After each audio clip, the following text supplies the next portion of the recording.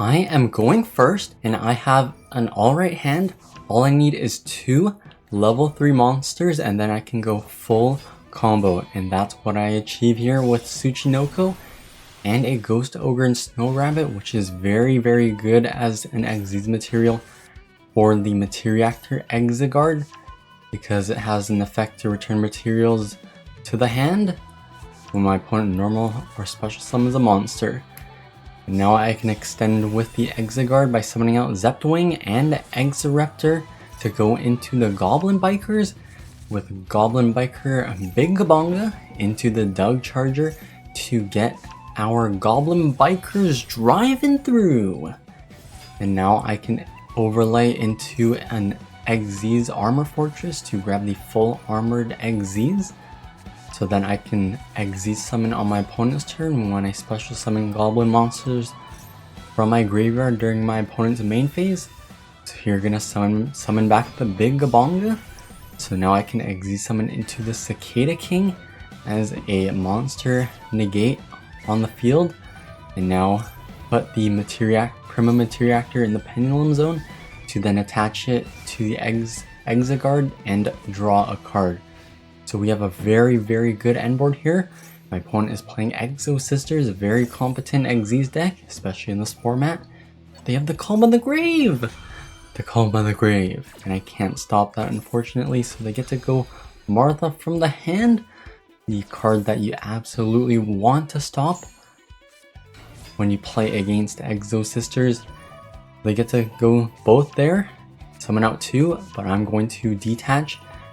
And unfortunately for the Exiguard, you only get to return a monster on the field to the hand when you have a normal monster in your graveyard, but I unfortunately do not.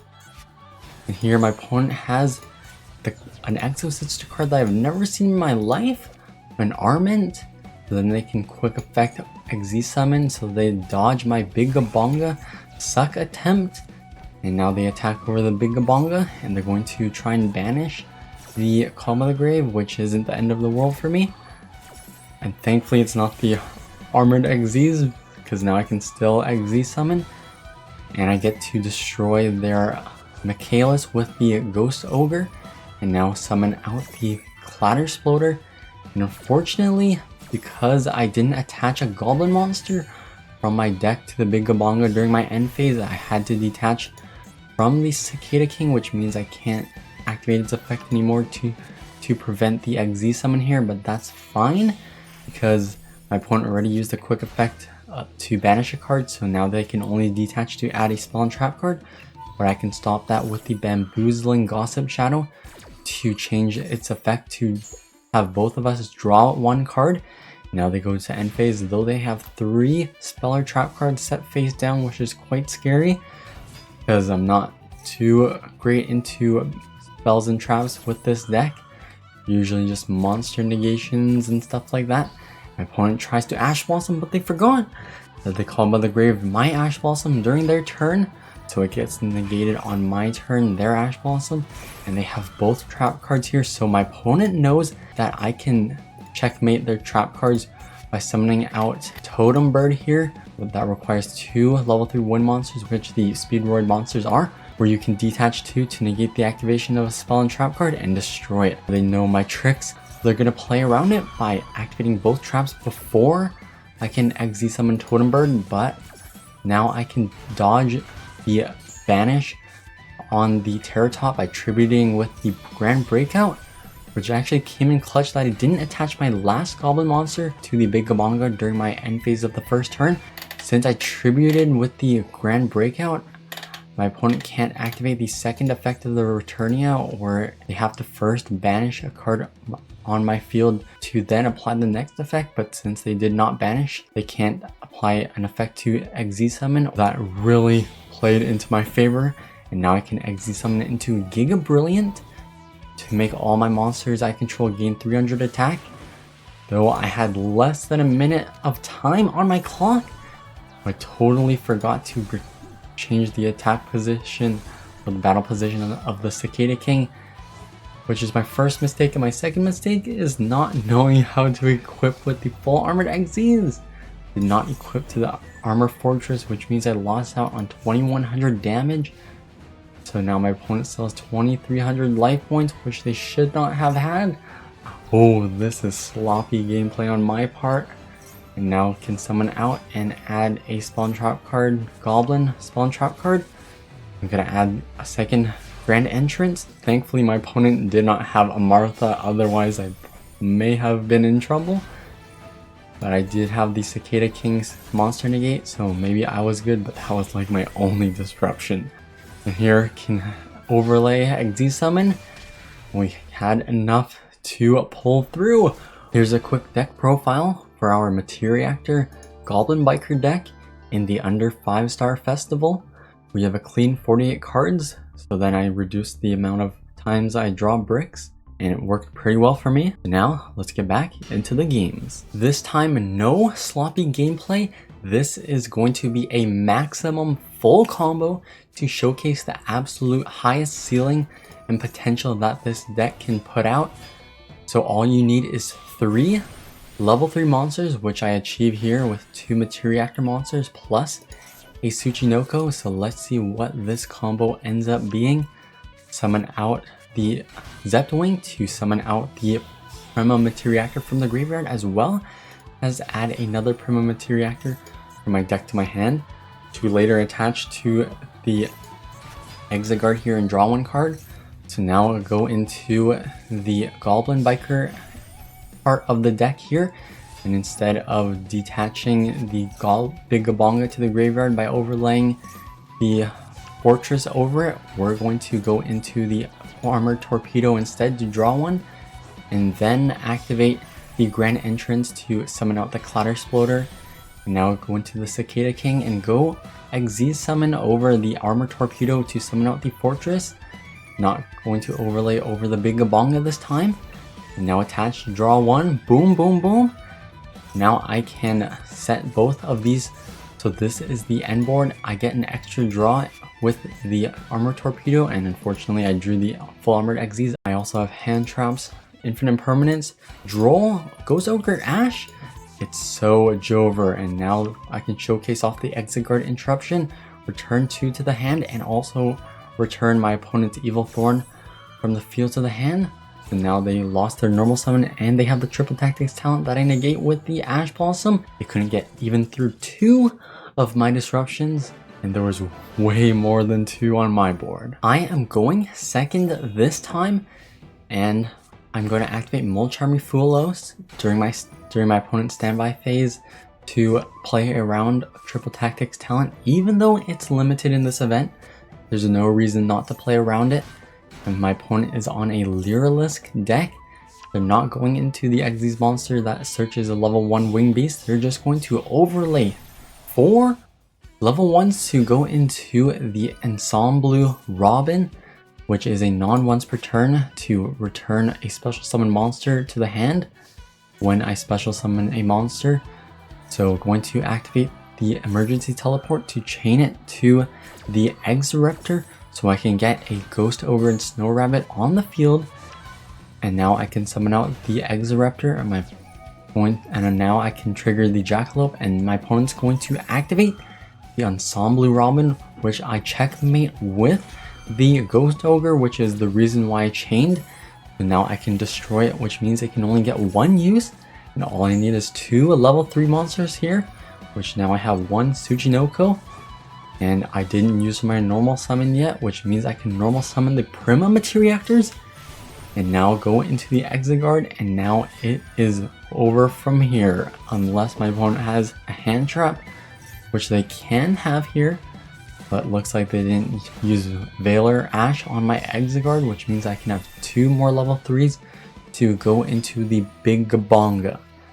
Now the one downside of this deck is the OTK potential, the 1-turn kill potential is not the greatest, because you can usually only get 2 level 3 monsters on the field at a time, but having OTK potential with the monster that requires 3 level 3 monsters, the Ashura King that attacks a number of times up to the number of materials attached to it, is not the easiest to get on the field. because I only get 2 level 3 monsters at a time. Thankfully, I can have attack boosts with the Exoraptor to gain 1500. We get to OTK. Clean like that. I am going second this time. My opponent has Into the Void, another Into the Void. And I activated Mulch Army Fuelos during the standby phase. I run triple tactics talent, but my opponent set 4 and pass and has Yugioh Worm Winds, a card I've never seen before. It's basically any monster sent from the field to the graveyard during your opponent's turn is banished instead. So a little weaker Dimensional Fissure just on my turn. That's not good, but I get to summon out 2 level 3 wind monsters, which means I can summon out the Totem Bird, which is a spell and trap card negate, so it invalidates one of my opponent's face down spells and traps. So they let me summon that out for free. They don't know my tricks, and I'm going to detach with Grand Pulse to destroy one of their back row, and it's an Iron Thunder, which is really good for me because I get rid of Iron Thunder as well as the Worm Winds, since Iron Thunder destroys all cards in the Grand Pulse's column. And here, summon out the Tsuchinoko as well as Ash Blossom to get another Xyz monster, and then try and go to battle phase since I have more than 4,000 attack on my side of the field when my opponent had to pay half for Iron Thunder, and they are playing true Dracos, so they're going to try and summon out Apophis of the Swamp Deity, but I'm going to negate with the Totem Bird, and I have 4,100 damage on my board. Floodgates, spell and trap nonsense, out of here. I am going second, but I have a really good going first hand. Double Materiactors, double Call by the Grave, and a triple tactics talent up against my opponent's Mimighoul deck. So let's see how I can do when I have no hand traps and they can just flip all their monsters to get their powerful effects. So here, I'm not gonna lie, I had to read some of these Mimighoul cards since I'm not fully familiar with all of them, even though I've versed more than one Mimighoul in this event. So here they get to set the Cerberus and now activate the Fork, and I get to choose to either flip it face up or let them draw 2 cards. So I'm gonna flip it face up, but unfortunately they get to take one of my Prima Materiactors, but that's okay, it's not the end of the world since I have another one in my deck that I can still search. So here they have an interruption in the form of the Throne where they can equip to the Master and bounce cards from the field to the hand. But here they have Ash Blossom. It wasn't a good idea to discard one of the Call by the Graves because since they only have 1 disruption, if they just have more than 1 hand trap in their hand, then I basically just lose if I only have 1 Call by the Grave to use. Here I get to take control of their Master so they don't have any disruptions. It looks like they didn't have any more hand traps, and we get the dub. I am going second again, and it looks like my opponent is on a Utopia deck where they have Zexal Construction, and they get both ZS monsters, so they get both of their effects once they are used as an Xyz material for a Utopia monster. And thankfully they didn't Xyz summon into Utopia Double, where it can quick effect dodge by Xyz summoning another Utopia monster on it.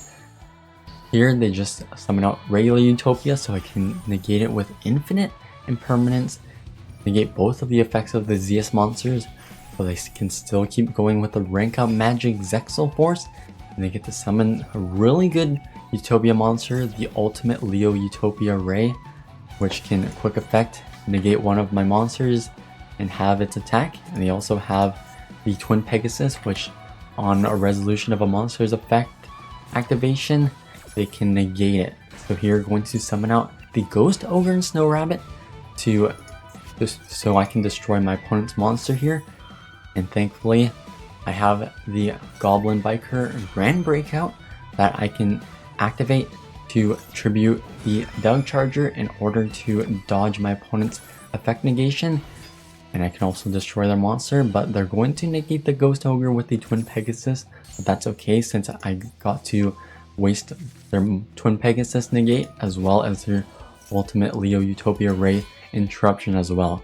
So all I have to do is just have 2 level 3s, go into full combo, and I have Call by the Grave to counter any potential hand trap that they have in the hand. And now I can add Doug Charger, detach from my opponent's Xyz monster, and now suck up their Ultimate Leo Utopia Ray with my Goblin Biker Big Gabonga.